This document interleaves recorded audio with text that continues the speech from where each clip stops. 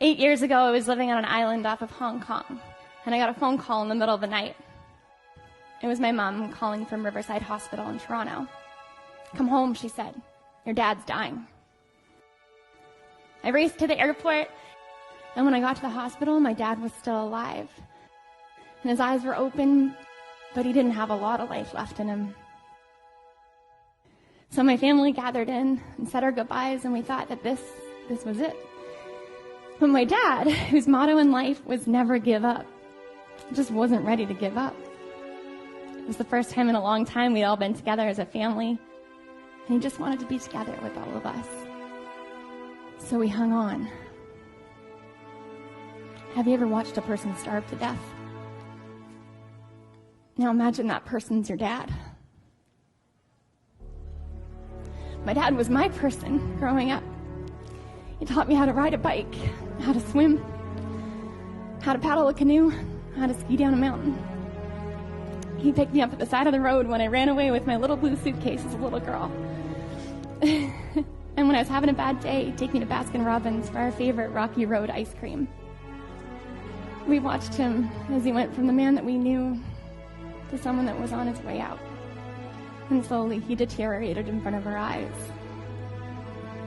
On what would be the last night of his life, I slept in his hospital room. And in the middle of the night when the nurses came to check on him, I woke up and the curtains were drawn open and there was a full moon in the sky. And my dad just lay there looking at it. And I sat up and I held his hands and I told him all the things that I wanted to say. I told him that I was sorry. I was sorry for running away to the other side of the world. And I was sorry that I wasn't there for him.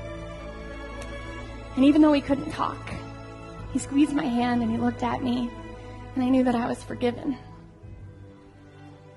And the next day, with my brother and my mom and I holding his hands, my dad took his last breath. That week together and my dad's death, it changed my life. 2 weeks later, I was on another plane, taking another job. I lived in 10 countries in 10 years. I saw the sunrise from the summit of Mount Kinabalu.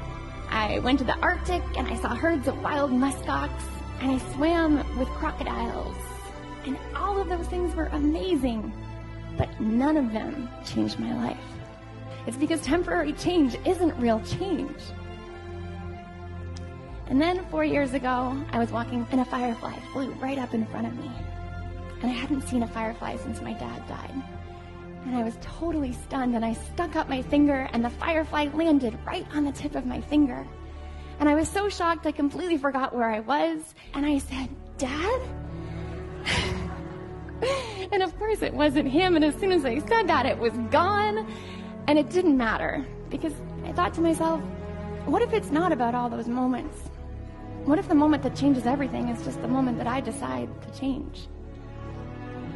I've spent my whole life chasing something outside of myself. It wasn't that my life wasn't good.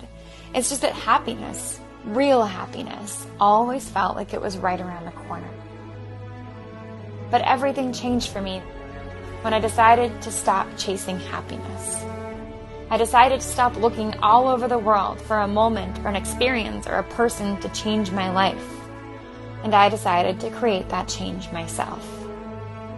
The moment I decided to change my life is the moment that my life began to change.